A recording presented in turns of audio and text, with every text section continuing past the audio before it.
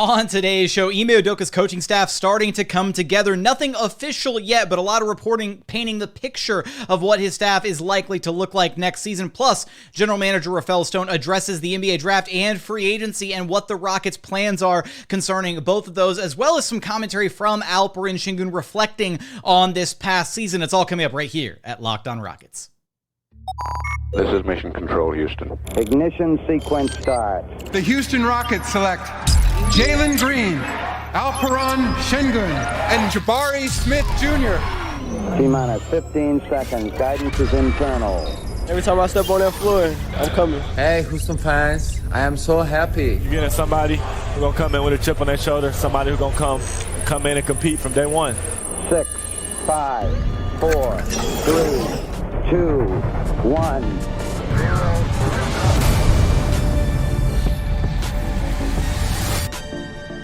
What's up, and welcome to another edition of Locked On Rockets, your daily podcast home for everything Houston Rockets basketball. As always, I'm your host, Jackson Gatlin, native Houstonian and credentialed media member. I'm also the host of Locked On NBA on Mondays. Be sure to follow along on Twitter at JT Gatlin, and the show, of course, at Locked On Rockets, free and available wherever you listen to your podcasts, including YouTube. Go to YouTube, search Locked On Rockets. Be sure to like, comment, and subscribe. And as always, thank you so much for making Locked On Rockets part of your day every single day, whether it's on the way to work, on your lunch break, in the gym. Thank you for making LOR part of your day every single day. Now, we've got a jam-packed show for you here today. We'll dive into a little bit of we've got a pretty solid picture of what Ime Udoka's assistant coaching staff is probably going to look like this upcoming season. We've also got Rafael Stones addressing the NBA draft and free agency and some of the Rockets' plans regarding those two significant portions of the offseason, and some commentary from Alperen Sengun about this past season playing for and developing under former head coach Stephen Silas. So a lot to get to today. Let's go ahead and start with the assistant coaching stuff, though, because this has been a big topic of speculation ever since Ime Udoka was hired as the Rockets' next head coach, and there were a lot of names that we kind of threw into the immediate assistant coaching hat, if you will, as to, names to keep an eye on. And it seems like a lot of those names are kind of coming to fruition at this point, because early on, a lot of the names that we pointed out here at Locked On Rockets were James Borrego, Ben Sullivan, Aaron Miles, couple assistant coaches with the Boston Celtics. Didn't point out Royal Ivey. That one kind of came out of nowhere. But the names that we currently have reported as to be joining the Rocket staff, of course, Royal Ivey was the first one. So he and Ime Udoka spending time together with the Brooklyn Nets, both as assistants with the Nets' big three in Kevin Durant, James Harden, and Kyrie Irving. So experience kind of managing those egos a little bit. Ivey, former Texas Longhorn legend, a bit of a defensive acumen, defense first type mentality.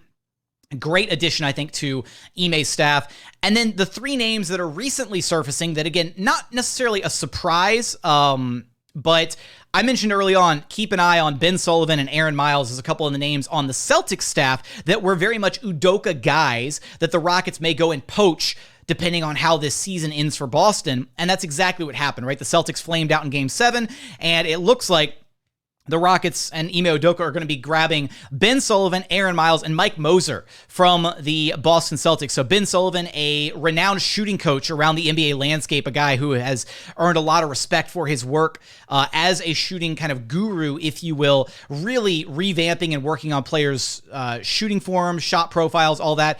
And I pointed out on this podcast that Derek White was actually the most recent, benefactor of Sullivan's shooting prowess, if you will, because Derek White, when he was traded to the Celtics, was shooting like 31% from three.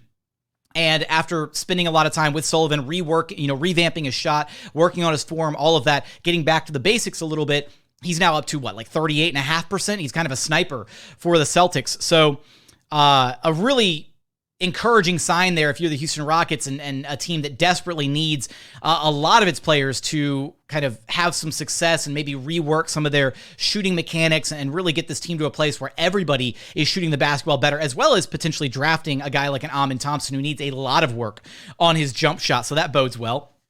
Aaron Miles, player development guy, spent some time with the Golden State Warriors, and obviously the Warriors are an organization that have done a really good job of utilizing their young talent, kind of fringe NBA guys, getting the most out of guys who were either looked over from other organizations and that kind of stuff. So having a name like that in Aaron Miles, who had some success with the Warriors for a couple seasons and then was brought on to the Celtics coaching staff by Ime Udoka, being able to get him here in Houston, another really, really solid hire to the staff. And then Mike Moser, who kind of embodies that player development role a little bit as well, spent a couple seasons with the Dallas Mavericks in player development and analytics, and then joined the Celtics coaching staff under the title of player enhancement, which I'm basically just going to dub player development as well.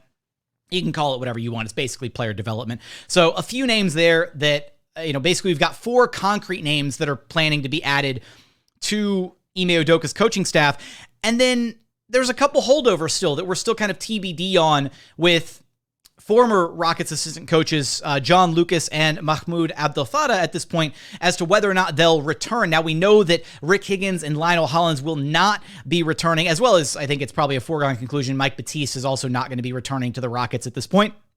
There's still speculation on whether or not Lucas or Abdelfattah will make it back. And they've both been, it's worth noting, right? They have both been very active with the Houston Rockets this offseason. Mahmoud was doing work with, surrounding the Rockets and the NBA Draft Combine, also doing work at downtown at the Rockets facility. John Lucas, same thing. They've still been both very active within the organization, working out draft prospects and that kind of stuff. So at no point have they been iced out of the picture or not allowed to do any work or anything, but it's still kind of TBD as to whether or not one, if not both of them, or neither of them will ultimately join Ime Udoka's coaching staff this upcoming season. Now, the other name to be on the lookout for, and this was a name that I pointed out very early on, and it's looking like this is becoming a distinct possibility, is James Borrego, because Borrego and Udoka both have connections going all the way back to their days on the San Antonio Spurs bench as assistant coaches there. They're both from the Greg Popovich coaching tree, and Borrego even interviewed for the head coaching position here in Houston back in April. So it's very possible that in that interview, they discussed the possibility of, hey, what if we don't hire you as the head coach? Would you be interested in maybe coming here and working as a lead assistant under somebody else, possibly under an Ime Udoka type? Who knows how strong their relationship is and what those conversations behind closed doors are looking like, because at this point, Borrego is a guy who's had head coaching experience, and he likely wanted to see if he could throw his name in the ring for one of the other head coaching vacancies, right? Bucks, Sixers, Suns, Pistons, Raptors, all these different organizations with vacancies around the board.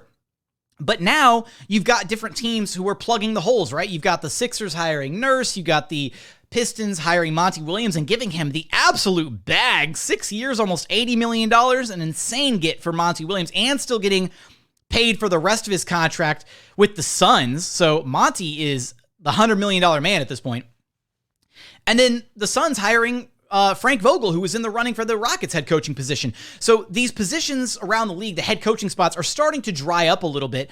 And I always thought that it made a lot of sense for Borrego, if he doesn't get an outright head coaching position elsewhere around the league, then what better spot to be in than joining a team with very low expectations in the Houston Rockets, working alongside a guy that you've had previous experience working with in Ime Udoka, probably a position where you are the lead assistant, right? The guy who is immediately second in command to the head coach, assistant to the head coach, if you will, and being able to kind of work your way, get back in the saddle a little bit like that, and then do that for a season or two, and then, seeing if other opportunities open up down the line to then, secure a different head coaching position in a year or two, rather than trying to jump back in after spending a season or two away from the game, since his most recent coaching position was with the Charlotte Hornets. So with that, I think Borrego makes a ton of sense for a lot of different reasons. And obviously Ime Udoka is a guy with, kind of the defense first, hard-nosed mentality. And you balance that with James Borrego, who is more of an offensive-minded guy. It would be kind of the inverse of when the Rockets had Mike D'Antoni as the offense guy and then Jeff Bzdelik as the lead assistant, who was the defensive guy. It would basically be the flip side of that. And I painted the picture very early on that if the Rockets somehow came away with Ime Udoka and James Borrego as their 1-2 punch with the coaching offseason search, it would be an absolute win. The rest of the staff doesn't even matter at that point, but they've already filled out the staff with some amazing names in Royal Ivey, Ben Sullivan, Aaron Miles, and Mike Moser. So if you can add James Borrego to that mix as well, and potentially also bringing back one, if not both, of Mahmoud Abdelfattah and John Lucas, that is an insanely talented, accomplished assistant coaching staff that you've got to be really, really excited about moving forward if you're a Houston Rockets fan. And my last point here on this front, when you look at the names that are currently on the board for the Rockets coaching staff, Ime Udoka's 45 years old, Royal Ivy's 41, Ben Sullivan's 39, Aaron Miles is 40, Mike Moser's 32, and then let's say James Borrego, who could very well be in the running at this point based on his previous relationship with Ime Udoka, he's 45 years old. There's a recurring theme here in that Ime Udoka clearly is favoring and likes, younger, maybe more energetic guys to be on his coaching staff. And if you kind of read the tea leaves a little bit here, of the two names left that we don't really know about, the holdovers from the Rocket staff in John Lucas and Abdelfattah, John Lucas is 69 years old. Abdelfattah is about 34, 35. So one of those guys fits the bill as far as the younger, energetic, whatever, kind of that type of energy, I guess, or that fits the motif, if you will, of what it looks like Udoka's trying to do with his staff. And that's not to discredit John Lucas and his years of basketball experience and wisdom and all that. But I think it's very clear that Udoka's trying to cultivate a certain group, a certain identity in establishing the culture and what he wants out of his assistant coaching staff. And if I had to wager who actually makes it onto the staff out of those two names, I'd say it's likely to be Abdelfattah at this point if I had to pick between the two of them to return from the Rockets assistant pool this previous season. Any way you slice it, the Rockets assistant coaching staff is looking phenomenal moving forward. A lot of really exciting names and a lot of talent that's going to be on that bench to help revamp this next chapter of Houston Rockets basketball under new head coach Ime Udoka. So a lot to be excited about. Coming up, do want to get into some of the commentary from general manager Rafael Stones about how they're going to be approaching the offseason, the NBA draft, free agency, all of that. We're going to get there in just one moment. But first, today's episode is brought to you by FanDuel.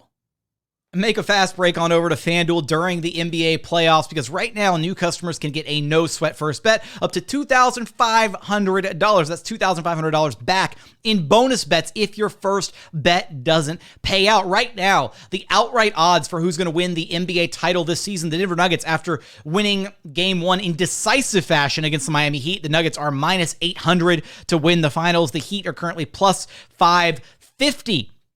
Plus, you can get all the individual player props and odds available, like Nikola Jokic triple-doubles during the finals, Jimmy Butler 40-plus games, all of that over at FanDuel. There's no better place to bet on all the playoff and finals action than America's #1 sportsbook. Visit FanDuel.com/lockedon and get a no-sweat first bet up to $2,500. That's FanDuel.com/lockedon. FanDuel, official sports betting partner of the NBA.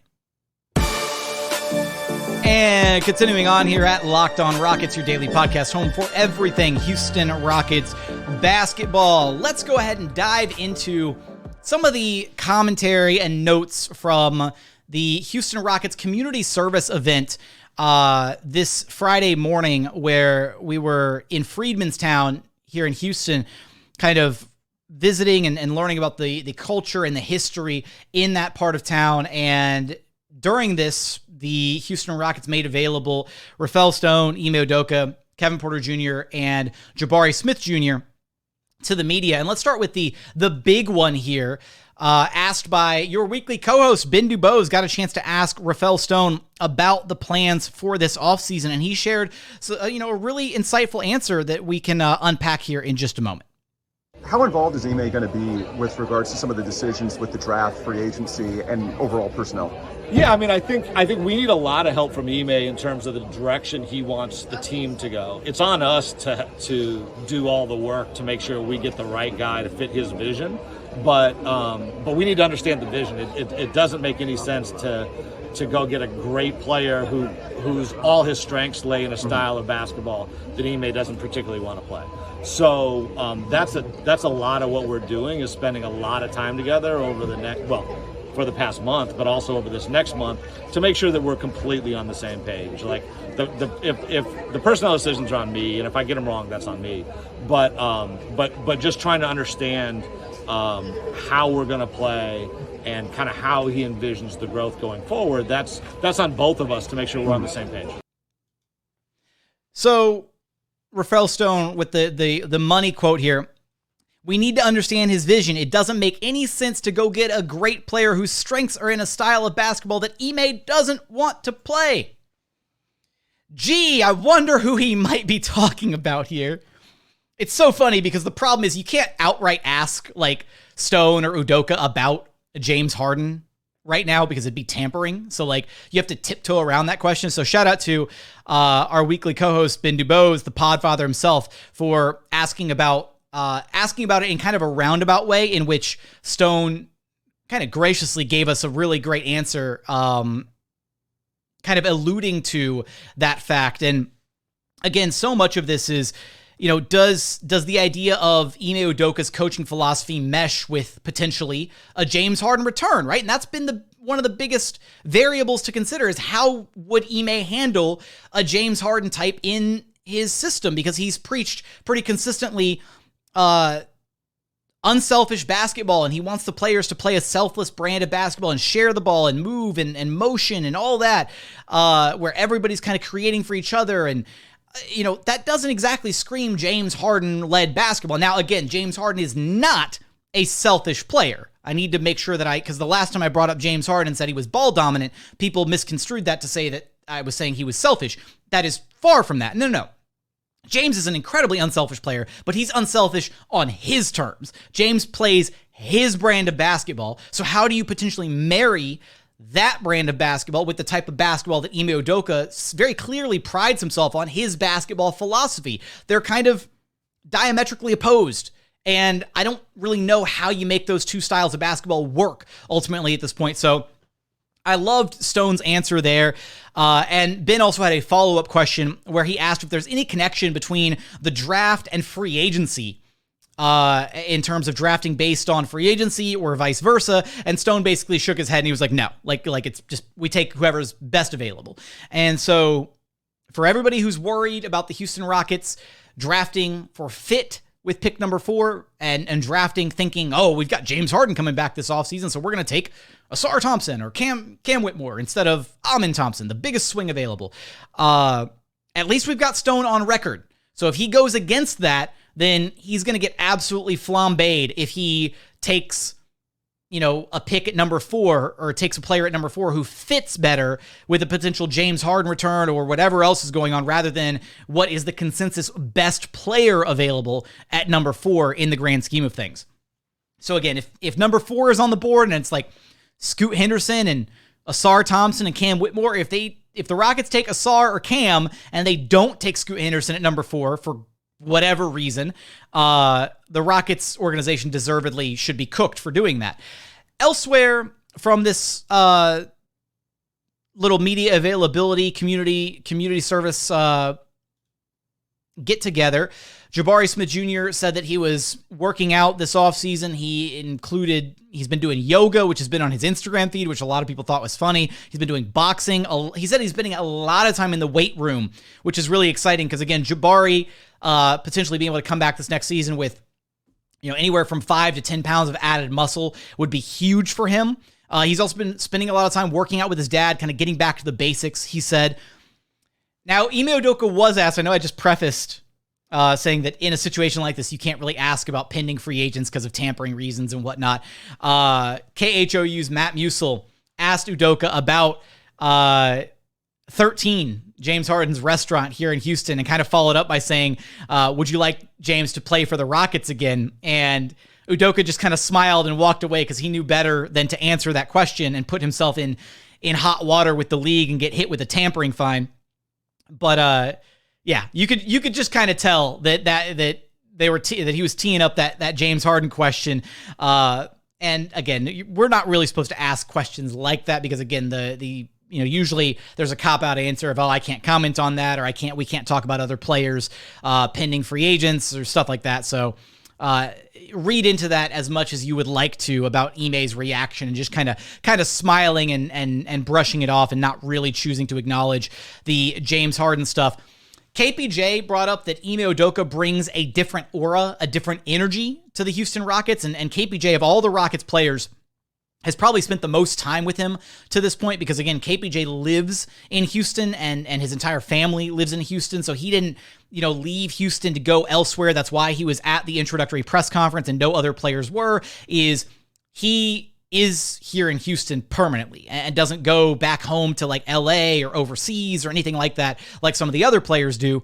So he has been the guy who has spent the most amount of time with Udoka. He was there in Chicago during the draft combine with Udoka and Stone, getting to know them. Udoka's getting to know him, and that does bode well, right? Is, Udoka getting to understand Kevin and kind of establishing a strength there, a relationship between those two, because if push comes to shove and tough decisions have to be made with KPJ and what his potential role looks like on this Rockets team, him having formulated those bonds with Udoka early could be really beneficial to get him to, buy into a different role. If that means moving him off the ball more, if that means bringing him off the bench, something like that, maybe by getting closer to Udoka early on, it won't be, he will be able to buy into the idea of, hey, like, this coach has my best interests at heart, and if he really believes this is the right role for me, then so be it. Elsewhere, trying to see if I got any other comments from this. I think that's most of the good stuff that we hit on with Stone and Ime. Obviously, Ime is incredibly excited to be here with the Houston Rockets, and Stone is incredibly excited to have him. But I think it just goes to kind of show you there are still a lot of big decisions left to be made this offseason. Obviously, the draft is the next kind of domino that has to fall, and then free agency not so long after that. But having Stone on record kind of addressing what has been a big focal point, a big topic of speculation for this offseason as to how the Rockets are going to handle the draft and free agency, that part is really good. So shout out to our weekly co-host, the Podfather himself, Ben Dubose, for being able to secure that answer for us. Now, coming up, I do want to share some commentary from your big man, Alperen Sengun, who did a Turkish interview where he highlighted some of his experiences from this past season with some really interesting feedback and answers. We're going to get there in just one moment. And final segment here at Locked On Rockets, your daily podcast home for everything Houston Rockets basketball. Now, we're going to get into some of these comments from Alperen Sengun. Now, this was, I will preface, this was a interview conducted in Turkish, so shout out to my man 28 on Twitter, at I am so happy 28, for translating this, as well as my other guy, Midi, big friend of the show, big friend of the program, for adding some translations to this interview, translating from Turkish to English. So what I'm going to do is I'm going to share some of these quotes from the interview, and I may pause in between quotes and kind of share some thoughts and pointers on this, but I'm going to try and make it through most of them, and then we can kind of reflect on the interview as a whole. Now, again, I'm trusting the translations here from other sources to not make me look bad, but let's start with the very first one here. Alperen Sengun saying, at the beginning of the season, I wasn't seen as one of the main weapons on the team. As time went on, this motivated me more because previously I was always a most important player on the team. This motivated me to work harder. And hey, that kind of matches the eye test, right? The Rockets really didn't view Alperen Sengun as one of the main core pieces of the team early on. And he kind of had to fight and earn that respect from, I'm guessing, the coaching staff, maybe his teammates a little bit. And for a guy who was Turkish League MVP at 18 years old and had always basically been the best player on whatever team he was playing for, that was probably a pretty tough reality check and maybe even, damaging a little bit to Alpy's ego, right? We've talked before about draft prospects or, high school age kids, college age kids who have, for their entire NBA careers, they've always been the best player on their team, whether it's high school, AAU, college, whatever. And then you come into a situation where there are players that are better than you for the first time in your career, or even if they're not necessarily better than you, they play different positions or they can do different things on the court that you might not be able to do. And so to be thrust into that position, and then to also at times what felt like be working against the coaching staff or, succeeding in spite of the coaching staff, that probably had to be pretty frustrating for Alpy. Now, he does share some commentary about Stephen Silas a little bit further on that I do think is very interesting. So, and we're going to kind of read between the lines on some of these, but Alpy continues on by saying, Coach saw me as a point center. This gave me confidence. KPJ was the first guard, and they saw me as the second guard. I get more joy allowing my teammates to play their game than I do my own. That matches with what Alpy has said for a long time, right? He loves facilitating and helping his teammates and having them score and him being kind of the playmaker. And it's interesting that he highlights that the team did actually see him as kind of the second guard on the floor. Now, just because the Rockets didn't utilize Alperen and Silas didn't utilize Alperen as much as we would have hoped he did, or in the ways that we kind of would have hoped that he did, he was heavily involved in a lot of the Rockets' actions, right? He did a lot of the dribble handoff stuff on the perimeter, a lot of stuff at the top of the key, kind of directing the offense. It's just unfortunate that it was so bare bones and so basic to where we never really saw additional actions or sequences or cuts or off-ball movement to really capitalize on his passing ability. It was very bare bones, DHOs on the perimeter, that kind of stuff. But Alperen was still kind of involved in that part of the Rockets' offense. Talks about John Lucas. He says, John Lucas has a very old school mentality similar to Europe. He gets mad, he yells. He's an incredible coach. We have a father-son-like relationship. He gets mad at me, takes me to dinner, tells me when I'm bad. It's so funny hearing like Alperen just speak so candidly about like how he interacts with the coaches. And he's like, yeah, he gets mad at me and he yells at me and he tells me when I'm bad and all that good stuff. He also highlighted his relationship with Silas. He said, Silas is an absolutely incredible and understanding person. It was very difficult for him too. I was very upset for his situation as well. He deserves the best, regardless of what the media might say. So there you go. So Alperen's got his coaches back, and you really got to love that. I do think that when you look at some of his commentary about kind of, later on, he talks about Ime Udoka, and he says, I'm going back to Houston in 10 days, so probably, June 12th or 13th or so, give or take. I'm going back to Houston in 10 days. Udoka and I are going to have dinner together and have training. I'm very excited. I like coaches with discipline and toughness. This is how I grew up all my life. So when you read kind of between the lines on Alperen saying he really enjoyed John Lucas's old school style of coaching, the way that he coaches like they coach in Europe. He talked about being excited for Udoka's tough disciplinarian style of coaching.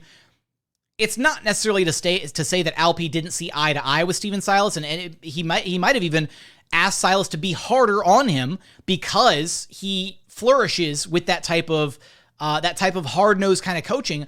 But that never struck me, or anyone really, as Stephen Silas' style, right? Stephen Silas isn't the authoritarian, hard-nosed, yell at you, tear you down, build you back up type coach. That's just not who he is. He's very, empathetic, empowering. He's the understanding kind of coach. And that may have been what Alperen might have been alluding to, saying it was tough on Stephen because, again, Alperen has certain expectations or has had success being coached a certain way up to this point in his career. And again, it doesn't necessarily feel like Stephen Silas was necessarily equipped to coach that way for not only Alperen, but for this entire group of 19, 20, 21-year-old kids. So you can say, and Alperen still gives him credit, right? He still says he's a phenomenal person, great coach, all that. Of course, he's not gonna go into an interview and slander his former coach. It's very rare for players, coaches, whatever, to go and actively slander somebody from the NBA Brotherhood or speak down on another player or coach or what have you, unless there's very long-standing beef or something between two individuals. So that part makes sense. But again, I think when you're reading through the tea leaves a little bit here, Alperen wants a coach to kind of hold him accountable. Alperen wants a coach with a bit more of that disciplinarian style. And maybe that's also why we saw Stephen, being a little bit harder on Alperen, holding him accountable for the defensive stuff versus some of the other players. Maybe that was because that's what Alperen wanted. I don't know. It's, we don't really know how that dynamic truly flourished, but I do think that moving forward with Ime Udoka, Alperen has had a lot of success in his career with coaches like that, and Udoka completely fits the bill as the type of coach that is going to coach hard, right? And coach Alperen and coach him the way that he's been coached, up to this point. Elsewhere, what does he say? He talked about Jabari Smith Jr. He said, there's a lot of pressure when you're a top 5 pick. He is very hardworking. He might be skinny now, but he's very strong. I love that. Just straight up calling out Jabari for being skinny, but he still said he was strong. He talked about his little shot put that he started working on, the little mid-range move. I really improved my floater last year. For example, if I'm playing versus Gobert and he can't defend this, no one can. For me, this became an alternative weapon. Right, so Alperen kind of identifying that he needed something to go to when there was a bigger guy in front of him, kind of adding more to his bag, which I really like. Talked about his defense. He said, I think I played good defense the last 10 to 15 games of the season. Playing defense in the pick and roll is difficult, but I think I'm figuring this out. This was hard at the start of the season because we were playing drop coverage. Another mention of drop coverage, so hopefully something that the Rockets are able to get more and more away from, or at least minimize the amount that they use moving forward. And again, finding different schemes, different coverages to help Alperen Sengun defensively.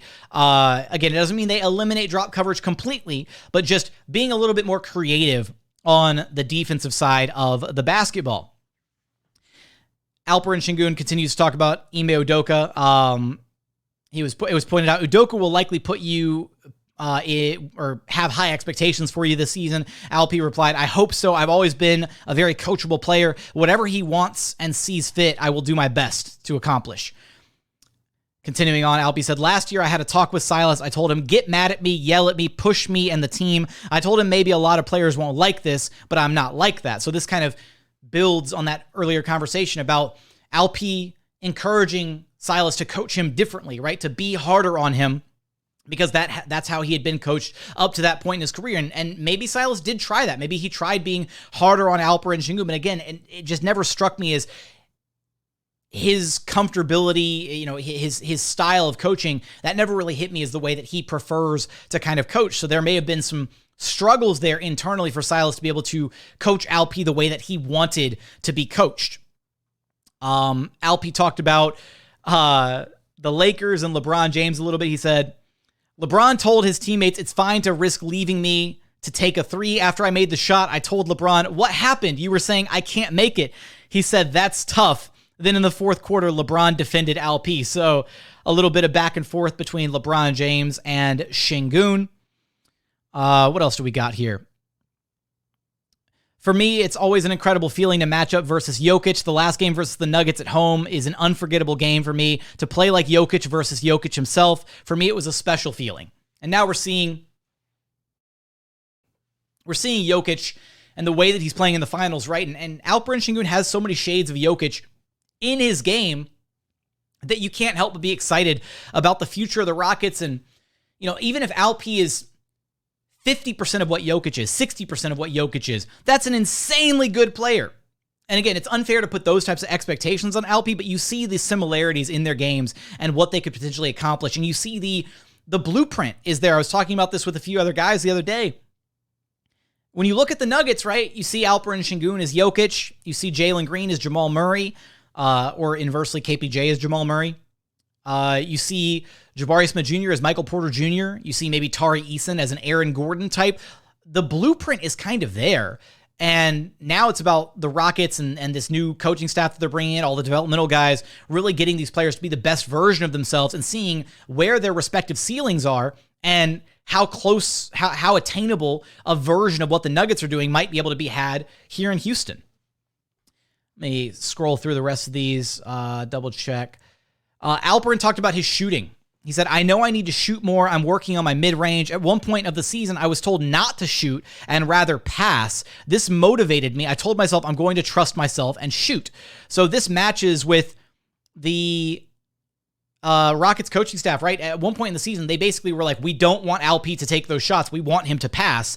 And then later in the season, they seemingly started to encourage him to take those three-point shots, right? You saw the bench. You saw Stephen encouraging Alperen Sengun to take more of those three-pointers, and that's going to be the next part of unlocking his game is if he can add a consistent mid-range, add a consistent three-ball to his game, it's going to be really difficult for defenses to stop him because you see it right now with Jokic, right? Defenses have to guard Jokic at the three-point line, which opens up all those backdoor cutting lanes. It opens up all those offensive opportunities for him to... We saw Aaron Gordon feasting in game one of the finals because all he was doing was cutting backdoor on smaller defenders, and Jokic was hitting him right over the top with these easy passes for dunks and layups right at the rim because it was unguardable, because you couldn't, Bam Adebayo couldn't sink back into the paint to cut off those passing lanes.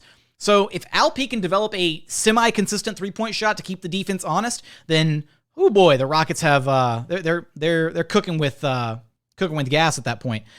Last comment here from Alp. Coach Silas and I might have had our moments, but he seriously helped me so much to this date in defense, in shooting, in passing. He told me to make passes if I feel good. Even when I made bad passes, he applauded me. That kind of matches with what I envisioned as Stephen Silas' kind of coaching philosophy, right? Is just empowering these guys, encouraging them to try and play their games and ultimately, Silas may not have been the right coach for this group of guys or the right coach to take this group into the next stage of their rebuilding process, but he definitely, the players liked playing for him, right? And the players all loved him. And sometimes though that empathetic, that just whatever the nature you want to call it of Silas's coaching, a change of voice was probably needed for this locker room. But very clearly the players enjoyed playing for him. They liked playing for him. And they do all kind of wish him the best moving forward in this next chapter of his career. But Udoka is he's going to be a step up from Stephen, and he's going to demand a different set of expectations. And I think some of the players are in for a rude awakening compared to the voice that they were used to having in that locker room compared to the voice that they're going to have now in Ime Udoka.